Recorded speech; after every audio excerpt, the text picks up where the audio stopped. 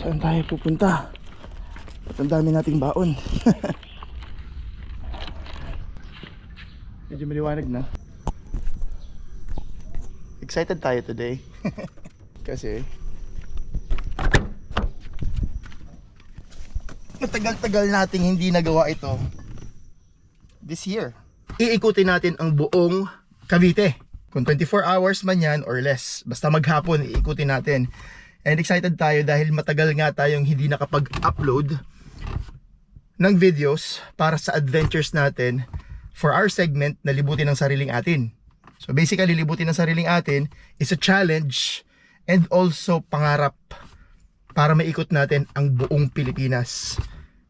Buong islands, buong provinces, buong regions, buong cities, municipalities, lahat iikutan natin yan.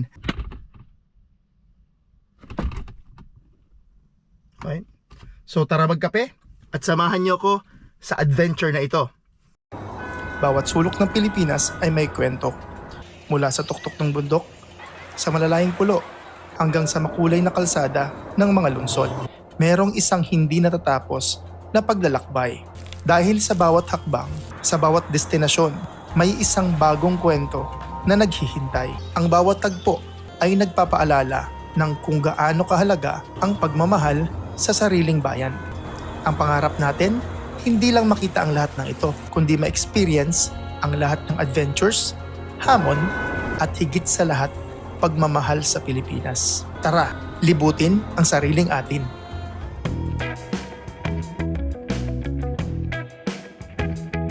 Good morning mga pards and mga Mars. Nandito na naman tayo for another adventure. But first, antayin natin yung kasama natin. Kape. Kape kay Sunny.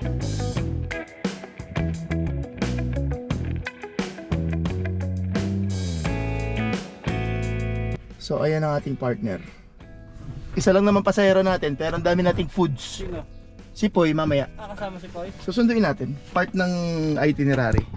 Kunin mo na yan para hindi mo madali ng kape mo. Susi naman natin. Ay, gagi. Sumama. Yan pa, may isa pa. Yan. Alright. Sige, off we go.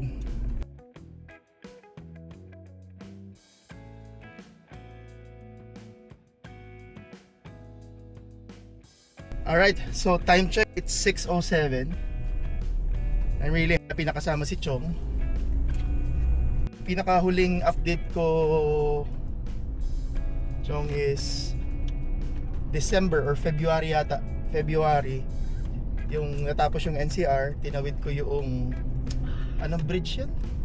Sa may Bacoor? Alam mo sa Pote Bridge? Oo. So alam bang sa Pote Bridge is very historical. Kung makikita mo doon or nadaanan mo yun, meron doon Jollibee tapos meron pa mga old school na bakod. So that ends the NCR adventure. Uy, walking. Okay, so very excited ako personally, Chong, about gagawin natin ngayon. Holiday today, it's June 12. So hindi ko to masabing sacrifice ng araw dahil sa vlog or sa channel. Pero personal din, very excited dahil saan ka ba nakakitang ginagawa to? Na mag-road trip buong Cavite. So paalis tayo ng Alabang area, dito sa Muntinlupa. Kukross tayo ng Cavite in a few minutes habang ine-enjoy ang aming kape. Ideal talaga ang Alabang. Tamo.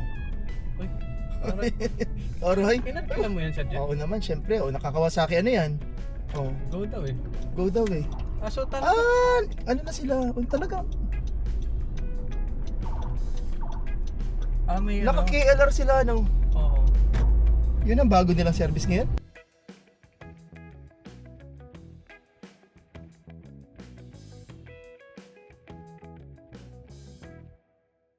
So yeah, malapit ako sa south.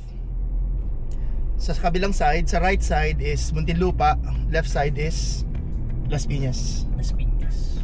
Go, sakto. Ang ganda ng araw, oh. Yan, kukunan mo yan. May effect ng araw.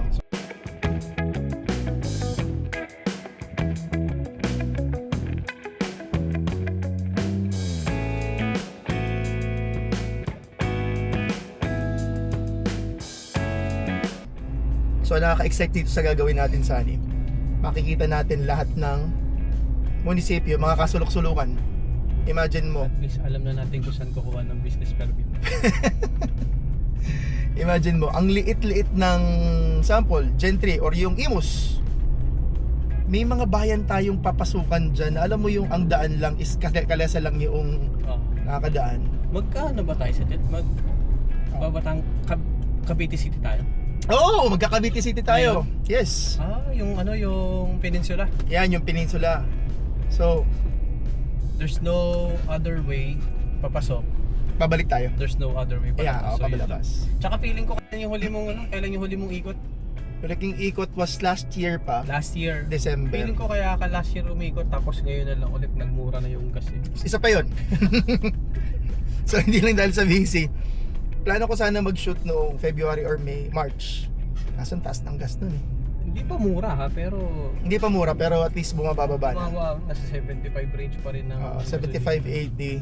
Nung time na gusto ko mag-shoot, ayan, for example yan. Shell 78. 80 pesos na lang. 80 pesos. Pinakamataas yan, 150. So, gastos din. Yan. Ay, hindi ko pala nabanggit yun. Tama yun.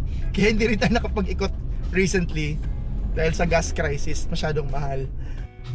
Sa ikot natin itong gagawin natin sa ani. Gagastos din tayo ng gas. Kaya ang ideal talaga pala dito, naka-EV. Pwede, pero wala pa tayong EV. Pero ideal sa ganito. Ang gagawing, pag may EV, ang gagawin ko, bibili ko ng solar flexible panel. Ilalagay ko sa bubong. Meron akong battery pack. Tapos diretso na yun. Nakalagay sa sasakyan. Continuous charging ka na lang. Continuous charging pag That's a good umuulan. idea. Ay, continuous charging pag maaraw. So hindi ka dependent sa pagsasakay mo ng ano, Oo. pagsasaksak mo ng... Pag gabi, battery ng backup ang gagamitin. Pwede. Yan, buti na lang medyo mura-mura na ngayon ang ano, crudo. At least, kaya natuloy na to.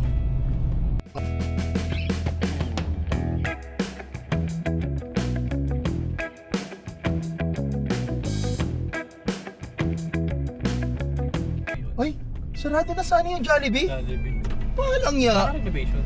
Di ko alam. Favorite ko yung Jollibee Ay. na yan eh. Renovation ba? For For list list na. na. Wala na.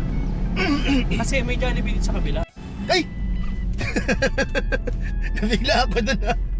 So ito, imagine mo tong bakod na to. Minodernize. Minodernize. Ito, luman-luma yun. Oh, sa tagal nating hindi nag-ikot at nag-upload, lumipat na yung Jollibee din sa kabila. Tumawid na yun. Ito, nakadaan ako dyan. Saan? Dyan. Lumabas ako doon. May tagusan yan. Ano sa dito yung Villar City? Ayo! So, yung Villar City na daan, dito ang labas. Dito ang labas Okay. yung dulo. So, nakadaan. So, ito yung pinakadulo mula doon sa may Evia. Evia. Okay. So, Evia dito ang labas. So, naglakad din ako dyan sa ani. Yan. So, Ano yun? Ano monument yun? I forgot the monument, pero... Pati po. Labanan ng Alabang Sapote Bridge. So, something labanan. Akala ko si Emilio Aguinaldo yun, hindi pala. So, there's a certain general na pumuesto dito at nagkaroon ng labanan sa area na to. Pero ang pangit ng tent nila, hinarangan yung ano. So, dito pala nagtatapos ang Villar City na daanan. Alright, so, we are now at Bacoor. Laging traffic. Laging traffic, Cavite na to. Ano ha? Regardless kung anong oras, traffic talaga dito lagi. Kahit ba holiday? Kahit Ay, ano well. madaling araw. Oh yeah? Pumunta ka dito ng 4 AM, ganito na karaming tao dito. Paano mo nasabi? Pag umiikot ako dito ng madaling araw eh. Umiikot ka ng No, TBS? Oo, mga ganong ano eh. 4 AM, 5 AM, ganito na karami ang ano. Busy-busy na tong Busy-busy street na to. na.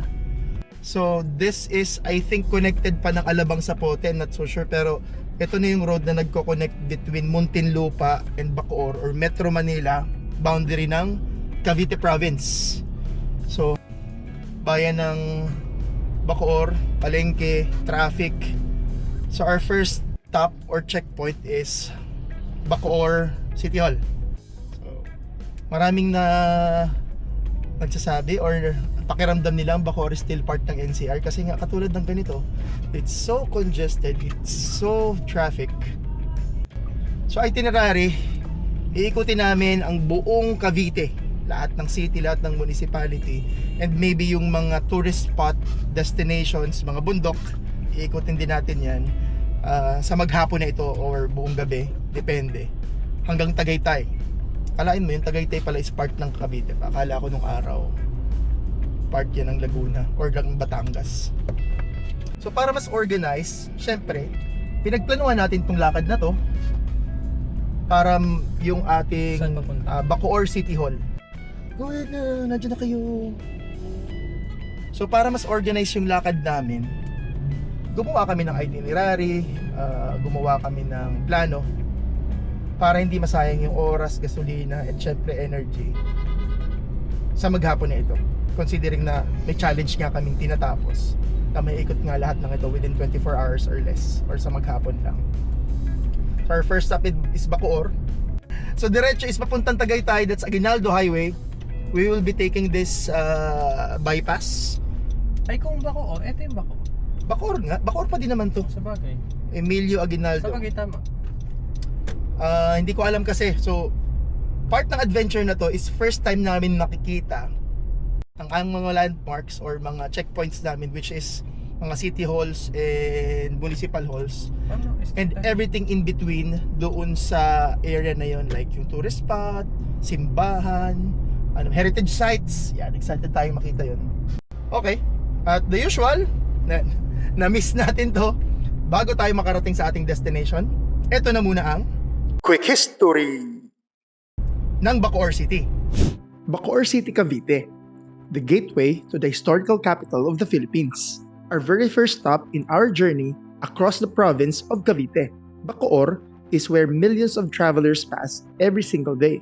But beyond the busy highways and subdivisions lies a city filled with history, sacrifice, and the beginning of our nation's first freedom.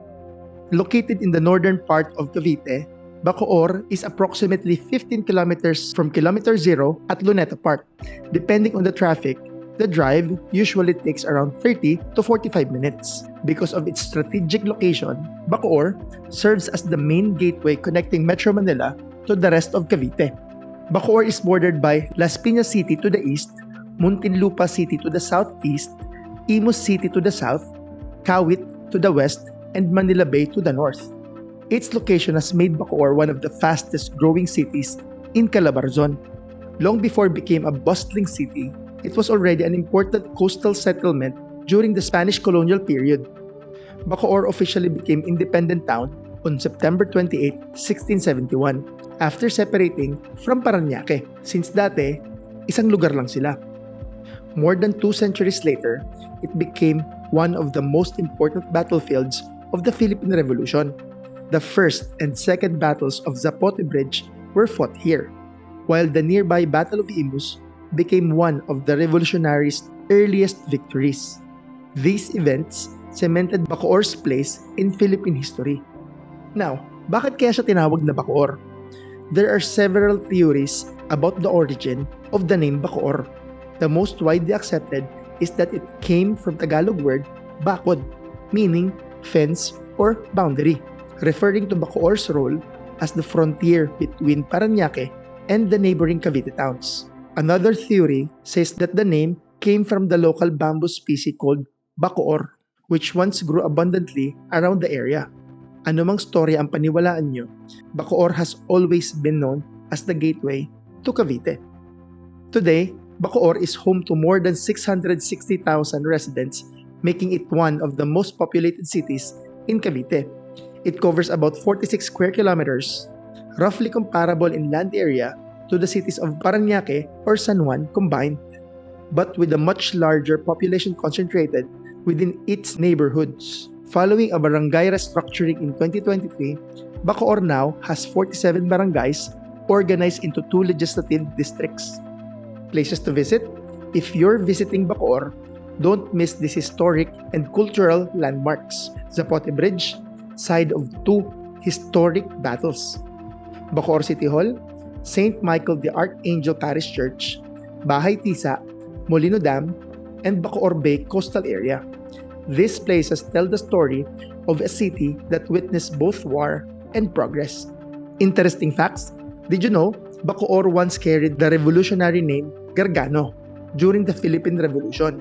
Today, Bacoor has transformed into one of Calabarzon's major residential, commercial, and business centers. Yet its historical significance remains deeply rooted in every corner of the city. Our journey through Cavite has only just begun.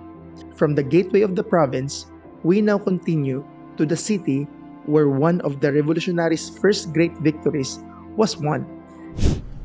Ang ganda ng at least maganda pa lang ngayon. Gandang lighting Kala ko natin. uulan eh kasi How many minutes sa biyahe?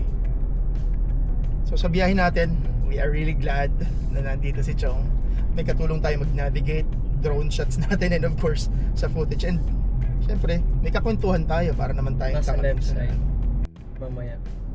Ilang minutes? Pagkatapos ng Nomo Pista, isang intersection pa. Mamaya I can use my phone para sa ano.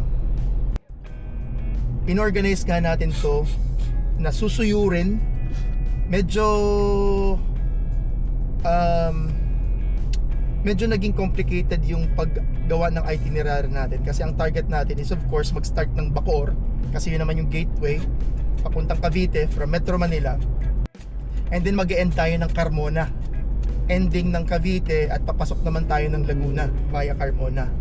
Pero dito sa itinerary na to, kailangan nating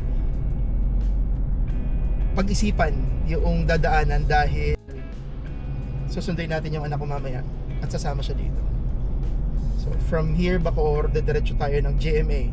Yung GMA katabi na mismo kasi yung Carmona. So bakit ganun? Kikwento ko along the way. So imagine pa na nasa MCX ka na kanina. Oo. Ayun lang yung MCX. Yes, nandiyan na MCX. Galing na tayong MCX, umikot tayo. Mas weird mamaya. Kasi GMA na to, ay dito, nasa GMA na tayo mamaya. Tapos ang ending natin nasa Carmona, magkatabi lang. Pero ito kasi yung mapa natin eh. So naka-in order na siya, 1, 2, 3, 4. Natutuwa ako pag nakakita ko ng ganito.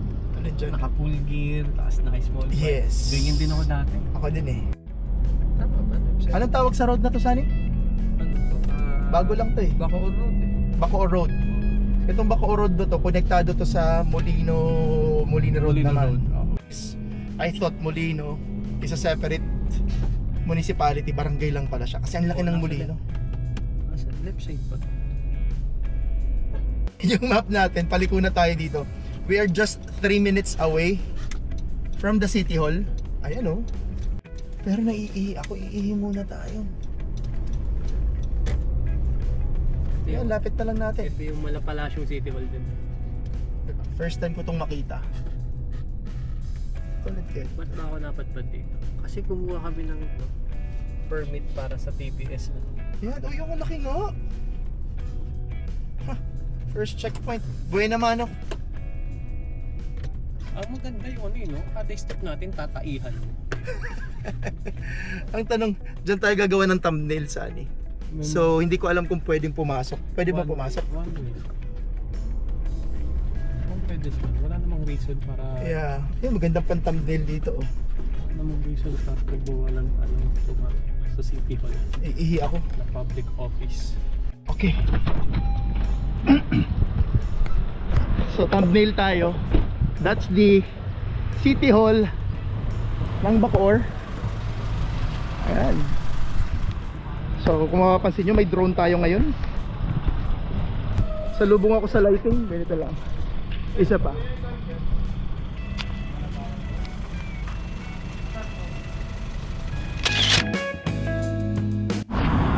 Ganda naman ng monument na yon. Alright. So that's Bacoor City Hall. That's our first checkpoint. If you like this video, please give it a thumbs up, and please do not forget to subscribe to the channel para updated kayo sa mga videos at adventures natin. That's it for today mga parts and mga Mars. Sana nagustuhan niyo ang video natin today, at lagi natin tatandaan, hilig man sa kotse o sa adventure, bakit ka papipili? Hard work pays off. Pwede both.